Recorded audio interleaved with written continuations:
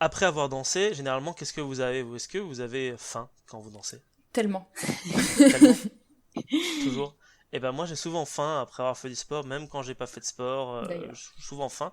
Et je pense que franchement tu voulais nous parler de nourriture encore une fois, plus précisément de Encore madeleine. une fois, oui, grande gourmande que je suis, je continue sur mon aventure gourmande, Gustative. gustative, voilà, très joli mot. Mais je sais, merci. Euh, Alors du coup, moi, la dernière fois, j'évoquais les souvenirs d'enfance liés à la nourriture et à la gourmandise. Et ça m'a inspiré le sujet d'aujourd'hui, la madeleine. Alors déjà, est-ce que c'est un gâteau qui vous parle?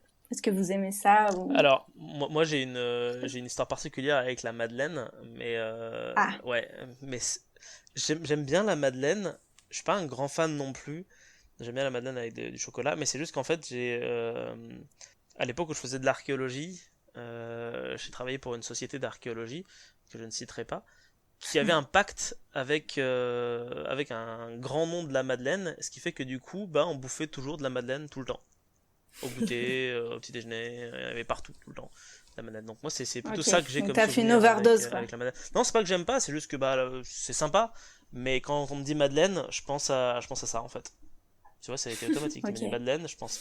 Ah, ok, je pense peut-être à Proust d'abord, et après à ça, ouais, mais je pense ok. ensuite à ça quand même. En fait, t'as un syndrome de stress post-traumatique de la Madeleine. Oh, si peu, si peu.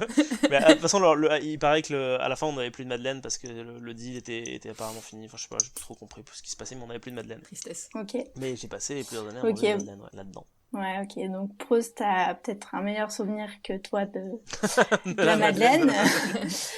Alors pour rappel, c'est un petit gâteau moulé. Sa texture, elle est assez moelleuse.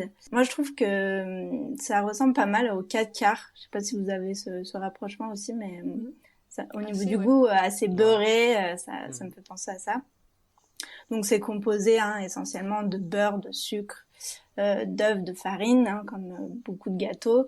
Mais ça peut être aromatisé aussi au citron, au miel, à l'orange, ou même des fois c'est enrobé de chocolat. Ce qui est assez caractéristique de la madeleine, c'est sa bosse. Vous savez, ça fait un petit mamelon, enfin un gros, plus ou moins un gros mamelon sur le haut du gâteau. On appelle ça aussi une boudotte. Est-ce que vous avez une idée de comment est créé ce mamelon, cette boudotte? Je sais pas, Euh, avec la levure. J'aurais dit. Alors je sais oui, pas du déjà la tout. levure, Le oui. moule, tout Ouais, simplement. bon, bêtement, j'aurais répondu le moule. Enfin, Ouais, ben le moule, ça influence pas mal. En fait, faut qu'il soit assez creux pour que l'extérieur, en fait, cuise en premier. Mm. Et en fait, l'intérieur, enfin le côté plus rempli, quoi, va remonter. Mais en fait, c'est surtout dû à un choc thermique. Souvent, on met une préparation assez froide dans le moule.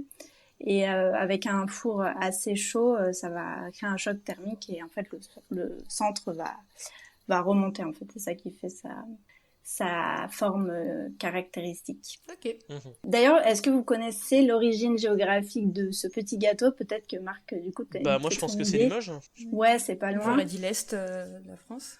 Ouais, c'est en Ah, Lorraine. c'est en Lorraine. Pas du tout Limoges Donc, alors, du coup. attends, mais Limoges, c'est où? C'est c'est dans Ouais, l'Ouest. c'est dans l'Ouest. Ah ouais, Ah non, non, mais mais je sais pas absolument pourquoi rien à Limoges. voir. Moi, j'ai dit Limoges parce que Rien à voir. ouais, c'est vis-à-vis de ce que je disais tout à l'heure, mais donc c'est l'Est alors. Ah non, je Ouais, sais c'est pas plutôt pourquoi moi l'Est. Limoges c'était vraiment ah ouais, non, rien à voir, j'ai confondu avec autre chose, je pense. Enfin peu importe, on s'en fout. Du coup, ça vient de Lorraine. Ça a été créé à Commercy. Commercy, c'est une petite ville. Et dans cette petite ville, il y a un grand château. Et dans ce grand château vivait un duc aux alentours de 1755. Et un jour, ce duc organisa un grand banquet. Et ce jour-là, la légende veut que le cuistot du château ait complètement raté son dessert. Et en fait, la bourde a été rattrapée par la servante du château qui a, à la va-vite, confectionné un petit gâteau que sa grand-mère lui avait appris. Et bon, elle a sauvé un peu le truc et le duc a adoré. Il a demandé à la servante comment s'appelait ce petit gâteau et elle a répondu qu'il n'avait pas de nom. Alors ils ont décidé ensemble de l'appeler du nom de la servante qui s'appelait donc bien sûr Madeleine. Gertrude. J'ai failli faire une blague comme ça aussi. Madeleine. Heureusement qu'on l'a pas fait tous les deux du coup. Ouais, t'imagines ça. Avec le même nom. Gertrude. Eh ben oui, c'était ça, Gertrude. Waouh. Non, pas du tout. Du coup, Madeleine. Oui. Et oui, du coup. Donc ensuite, donc ça vient de là. Et ensuite, la notoriété du gâteau, hein, vous imaginez bien, a grandement évolué grâce à la littérature et grâce à Marcel Proust, qui a décrit cette succulente petite pâtisserie à la fin du 19e et a donné son nom à la métaphore, la Madeleine de Proust. Alors pourquoi on dit ça et qu'est-ce que ça signifie et surtout d'où ça vient? Est-ce que vous savez déjà d'où ça vient cette expression, enfin, de Proust du coup? C'est pas dans un roman de Proust? Ouais, c'est dans l'un de ses plus connus romans. Alors d'abord, si j'ouvre le dictionnaire et que j'ouvre la page, enfin, si je vais à la page la Madeleine de Proust, je lis, donc c'est un objet, odeur, saveur, qui fait surgir une série de souvenirs anciens. Si je prends un autre dictionnaire, ça peut être un micro-événement qui fait ressurgir des souvenirs de jeunesse, un acte mineur, par exemple, qui porte une charge émotionnelle très forte. Donc en gros, c'est la Madeleine de Proust, c'est une stimulation des sens. Ça peut être le goût, une odeur ou ce que vous voulez, qui va réactiver une partie de la mémoire. Donc au sens un peu strict de la métaphore, c'est quelque chose qui va vraiment surgir brutalement d'une mémoire un peu oubliée, quoi. Et donc Proust décrit ça en fait dans son roman qui s'appelle À la recherche du temps perdu. Ça vous dit peut-être quelque chose. Donc c'est un roman qui est très très long. Il se découpe en fait en 7 tomes. C'est d'ailleurs l'un des romans les plus longs du monde.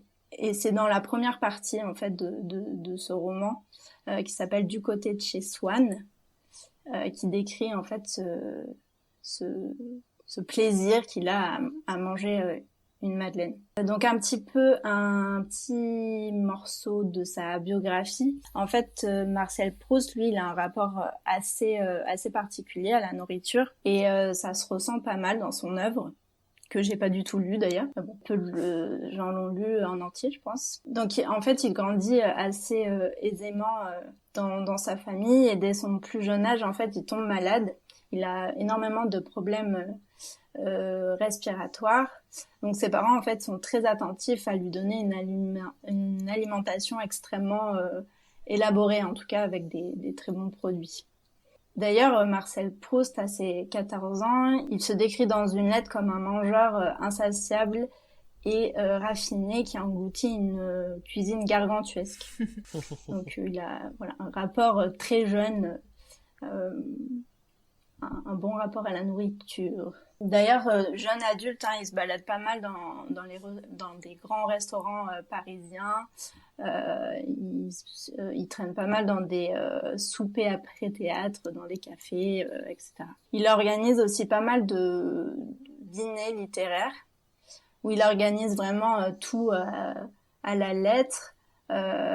C'est lui qui dresse la table, il fait ses plans de table, il conceptualise lui-même ses menus. Donc à 35 ans, son état s'aggrave, donc il se cloisonne chez lui, et c'est là où il va écrire À la recherche du temps perdu. Donc il va consacrer pas mal de temps, je sais plus combien, mais pas mal d'années à écrire ce livre, qui d'ailleurs constitue 1,5 million de mots, 2400 pages. Donc en gros, il faut environ 130 heures pour le lire. Pas mal. C'est pas mal. C'est pour ça que j'ai décidé de commencer à lire ce livre pendant le confinement. Il n'y a pas de meilleur moment, je pense. Ah Ouais, ouais. je pense que c'est le meilleur moment pour commencer. Non, c'est pas vrai, mais c'est vrai que ça peut être une histoire. Si t'avais le courage, tu l'aurais fait. Bah ouais, Eh oui. je pourrais l'acheter. Donc en fait, dans cette œuvre, apparemment, il y a pas mal de références à la cuisine. Hein. Il décrit la cuisine de la cuisinière de la famille. Hein. Il parle de bouchée à la reine, notamment, d'huîtres fraîches, de bœuf en gelée, de crème au chocolat, de salade à l'ananas, etc. Donc apparemment, il y a beaucoup de références à la nourriture dans son œuvre, mais c'est surtout la Madeleine donc qui est restée. Donc l'histoire de la Madeleine, elle apparaît dans son premier tome. Alors, je vais vous lire un petit extrait. J'ai fait quelques petites coupes dans le texte parce que c'était un peu long. Donc on va pouvoir rester bien sur le sujet de la Madeleine. Il y avait déjà bien quelques années que, de Combray, tout ce qui n'était pas le théâtre et le drame de mon coucher n'existait plus pour moi. Quand un jour d'hiver, comme je rentrais à la maison, ma mère, voyant que j'avais froid, me proposa de prendre, contre mon habitude, un peu de thé. Je refusai d'abord et, je ne sais pourquoi, me ravisai. Elle envoya chercher un de ces gâteaux courts et dodus appelés Petite Madeleine, qui semble avoir été moulé dans la valve rainurée d'une coquille de Saint-Jacques. Et bientôt, machinalement, accablé par la morne journée et la perspective d'un triste lendemain, je portais à mes lèvres une cuillerée de thé où j'avais laissé s'amollir un morceau de madeleine. Mais à l'instant même où la gorgée de miettes de gâteau toucha mon palais, je tressaillis, attentif à ce qui se passait d'extraordinaire en moi. Un plaisir délicieux m'avait envahi, isolé, sans la notion de cause. D'où venait-elle? Que signifiait-elle? Où l'appréhender? Et tout d'un coup, le souvenir m'est apparu. Ce goût, c'était celui d'un petit morceau de madeleine que le dimanche matin, à Combray, parce que ce jour-là, je ne sortais jamais avant l'heure de la messe, quand j'allais lui dire bonjour dans sa chambre, ma tante Léonie m'offrait après l'avoir trempé dans son infusion de thé ou de tilleul. Et dès que j'eus reconnu le morceau de madeleine trempé dans le tilleul que me donnait ma tante, quoique je ne susse pas encore et dusse remettre à bien plus tard pourquoi ce souvenir me rendait si heureux.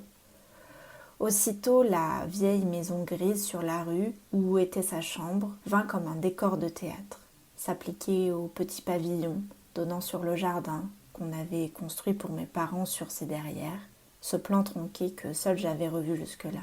Et avec la maison, la ville, depuis le matin jusqu'au soir et par tous les temps, la place où on m'envoyait déjeuner, les rues où j'allais faire les courses, les chemins qu'on prenait si le temps était beau.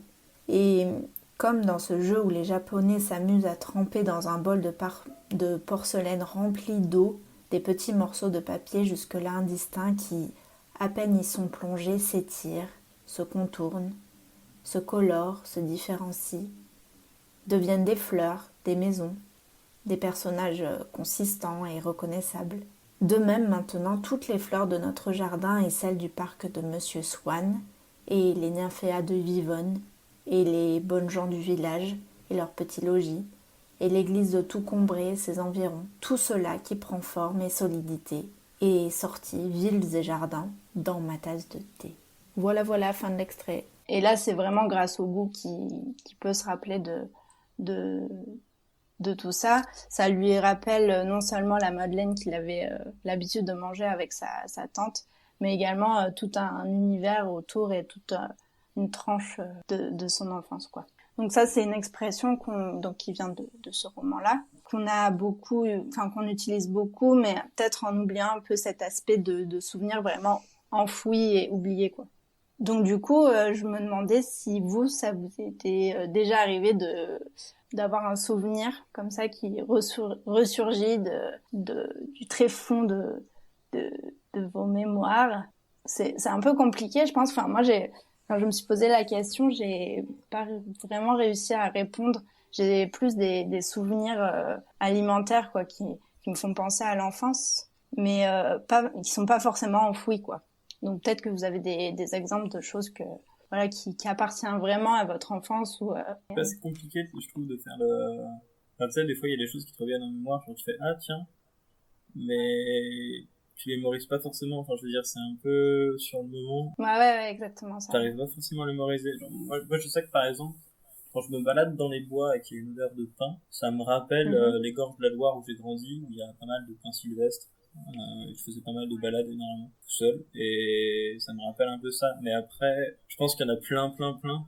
Des petites odeurs, machin, des choses comme ça qui pourraient me rappeler que, mais difficile de les sortir comme ça, quoi. Ouais, c'est sûr. Ouais, c'est vraiment ce que je me suis dit quand je me suis dit vas-y, sors un truc. Bah en fait, c'est super. Enfin, c'est ça parce que c'est enfoui, quoi. Donc, C'est enfoui et c'est dur de penser à des choses. Après, il y a des choses qui sont vraiment, qui appartiennent vraiment à un moment donné de ta vie où j'ai dit, moi, quand j'étais petite, goût de mon enfance, c'est des crevettes grises que je mangeais, que je pêchais, que je mangeais chez ma grand-mère, voilà, que j'ai plus mangé depuis un certain temps, quoi. Mais, Ouais, mais c'est ce que tu disais, c'est pas forcément enfoui, en fait, c'est des choses dont on c'est se ça. souvient. Ouais. Ou alors qu'on nous a rappelé après, quoi. C'est ça. Moi, je vois ça un peu comme le principe du déjà vu, en fait. La Madeleine de Proust, c'est genre, tu vas, je sais pas, effectivement, mettons que t'aimes la Madeleine, tu sois en horreur de Madeleine, et puis d'un coup, pouf, t'as le sentiment de dire, ouais, effectivement, ça, je l'ai déjà vécu, ça me rappelle telle chose, en fait. Mais Ouais. c'est un truc qui peut m'arriver souvent, mais comme vous le dites, j'ai pas d'exemple précis en tête de me dire quel souvenir ça m'a rappelé à tel moment et à tel endroit. D'autant Ouais, plus que je trouve que tu c'est... peux pas dire, Ouais. enfin, c'est difficile de dire ah oui je sais pas, le 6 juillet Ouais, voilà, c'est ça, 1998 c'est exactement ça. j'ai mangé J'ai mangé cette madeleine à cette heure exacte avec mon grand-oncle bien Georges sûr. par alliance du côté de ma belle-sœur, quoi. Ouais. C'est pas possible. D'autant plus que, comme j'allais dire, ça marche aussi avec les autres sens. Parce que là, on Ouais. parle du goût, mais ça marche avec Oui, c'est ça, l'odeur. ouais. Voilà, rien que l'odeur de la pluie, ça me rappelle plein de choses à chaque fois. C'est un foutraque. Ça marche avec l'ouïe. Ça m'est déjà arrivé en bagnole d'entendre une musique et d'avoir le principe de la Madeleine de Proust. Je sais pas s'il existe un équivalent musical, mais juste d'un coup il y a la chanson qui se lance et là bam tu te dis ah oui tiens ça me rappelle ça. Et je pense que ça marche aussi ça marche aussi avec le toucher, ça marche avec les cinq en fait je pense. musique, ça marche bien, c'est vrai. Musique ouais je trouve que ça marche très très bien. Mais après ça dépend je pense que ça dépend des perceptions des gens en fait de base quoi. À quel sens on est les plus. c'est Je sûr. trouve qu'on a facilement tendance, tu vois, à calquer aussi ce qu'on entend, machin, à un moment, et même du coup à ce que tu fais. Moi, je sais que, Oui, du coup, là, ça fait 5 mois que je fais le modèle 3D des premières salles de Chauvet, là. Je sais que à chaque petit morceau de salle, je peux y calquer un truc, genre, par exemple, il y a toute une partie de la grotte, dès que j'y vais, c'est Lovecraft. Je sais parce que j'ai écouté que des livres audio Lovecraft sur YouTube. Et pour moi, c'est une ambiance de Lovecraft. Je trouve que ça va bien ensemble, curieusement. Cette salle, pour moi, c'est Lovecraft. chaud, mais... Il y a des bestioles partout et c'est l'horreur, quoi.